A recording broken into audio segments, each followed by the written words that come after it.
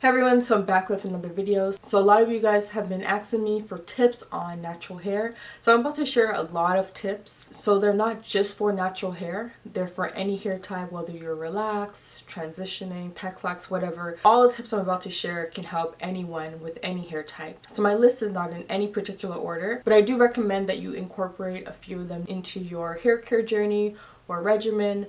They're very, very helpful and I do use them on my own hair. So my first tip is to trim your hair. Trim or cut. I would suggest cutting when you are experiencing like severe damage or maybe you want a new style.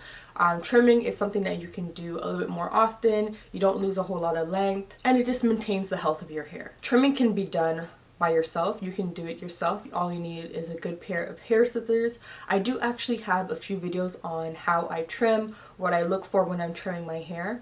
If you don't want to do it yourself or you're afraid or you're scissor happy, because I know some of us are, I would definitely seek professional help. Go to a trusted salon. If you live in Toronto, personally, I've gone to a salon called Curlbar. It's located downtown Toronto. I actually have a coupon code and it's called JOURNEYMARCH. If you guys use that coupon code, you can get $10 off your appointment. Like I said, you can do it yourself or you can go to a salon. It's totally up to you.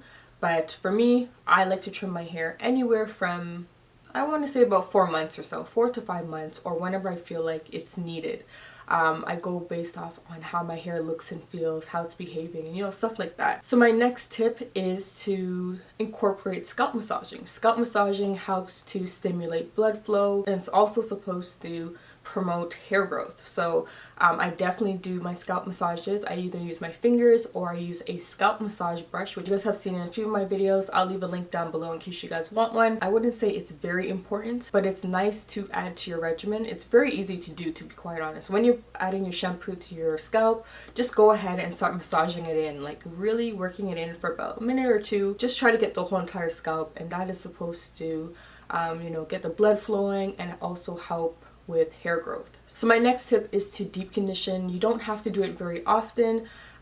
Personally, I try to deep condition every wash day. So that's about once a week or 2 times a month. It really depends. But I definitely would recommend at least doing it once a month. Deep condition your hair. It's basically where you use a deep conditioner or a regular conditioner. You apply it to your hair, you put on a plastic bag or a shower cap, and you let it sit for maybe 5 minutes to an hour. That is what I recommend. There's girls who like to keep it on overnight, but I would not do that just because you can run into something called moisture overload. Moisture overload is probably one of the scariest things I've ever experienced with my hair. When you experience moisture overload, your hair becomes very limp, very weak. It's very like stretchy. It almost feels like wet gum. It's really gross. 5 minutes to an hour is what I recommend with deep conditioning. If you want to go all out and do it overnight, it's completely up to you, but I wouldn't recommend it. I feel like deep conditioning is very important for any hair type. It really gets moisture into your hair. It makes your hair nice and soft and manageable. So my next tip is protective styling. I know a lot of people are not a huge fan of protective styling, but I would recommend maybe just trying it out. It's a really nice way to give yourself a nice break. Keeps your hands out of your hair, keeps you from using heat, blow drying, flat iron, curling iron, whatever. It just gives yourself a really nice break, which I love. I don't do protective styling a whole lot now that I'm natural because I love my curly hair. I love having it out. I love being able to see it and feel it and everything.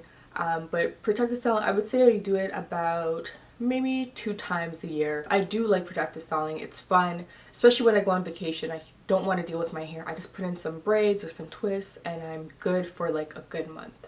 But you want to make sure if you are protective styling your hair, you are taking care of your hair underneath.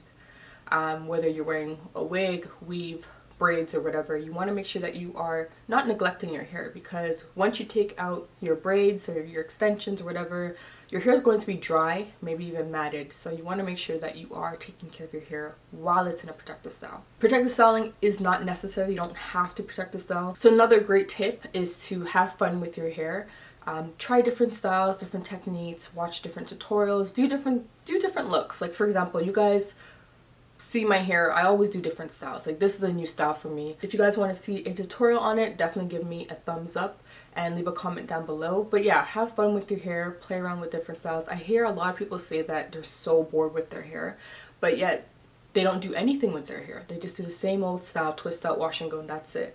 Play around with your hair. Not so much with heat, try to stay away from heat, but definitely do different styles, updos, braids, twists. There's so many things you can do with natural hair. It's crazy how many different styles you can do. So speaking of heat, try to stay away from heat. I know a lot of us love to, you know, flatten our hair every now and then, which is okay.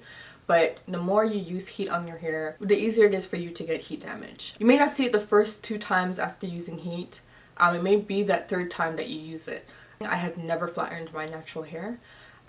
So if I were to incorporate flattering into my regimen, it would probably be like once in a blue moon, maybe once a year, if that. Also, another thing that can be very damaging is dyeing your hair. For example, bleaching or lightening. Bleaching and lightening definitely takes away proteins from your hair. It breaks down the hair strands, and it can definitely lead to color damage. Some people are luckier than others. You know, they can dye their hair once and they'll be fine. Others can dye their hair once and their hair is completely damaged. It's ruined. The curl pattern is no longer the same. The hair is weak, dry, brittle. My next tip is to incorporate finger detangling into your regimen. I know a lot of us like to use combs and stuff, which is fine. I use a comb every now and then, but I try to use my fingers the most. I feel like with your fingers, you can really feel if there's knots and stuff, and you can, you know, separate the section of hair and really work your fingers and get rid of the knot. With a comb, the comb can't tell you whether there's a knot or not. Fingers, you can definitely feel. With a comb, you'll definitely hear if there's a knot, and you may actually cause some breakage. For me, I like to rotate with my fingers and a wide tooth comb. With finger detangling, you'll notice less breakage. It might be a little bit more work, so just be mindful of that. Finger detangling can take a little bit more time, but I recommend just trying it out. Try it out, see how you like it. If you don't like it, then stick to using a wide tooth comb, but just be careful. So my next tip is to protect your hair at night. I don't know if a lot of people know this, but you should use either silk or satin at night. For example, a silk or satin pillowcase, silk or satin bonnet, or silk or satin scarf. For the most part, I use a bonnet or a scarf. Every now and then I'll maybe use my pillow, but for the most part, scarf or bonnet.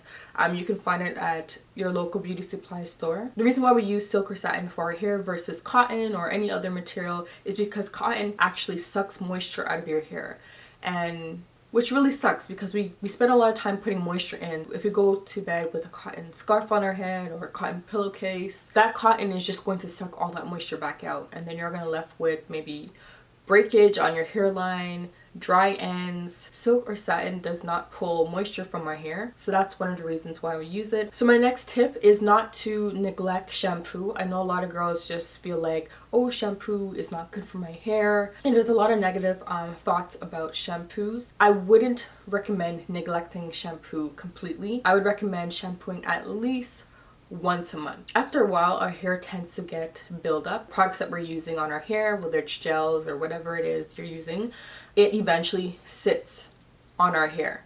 And if you don't strip it away or shampoo it away, it's just going to keep piling up, and you're going to end up with product buildup. Your hair is going to be dry, brittle. You can even end up with matted hair, which I've experienced. Hopefully this video was really helpful, and hopefully you guys enjoyed it, and I will see you guys in my next video. Bye.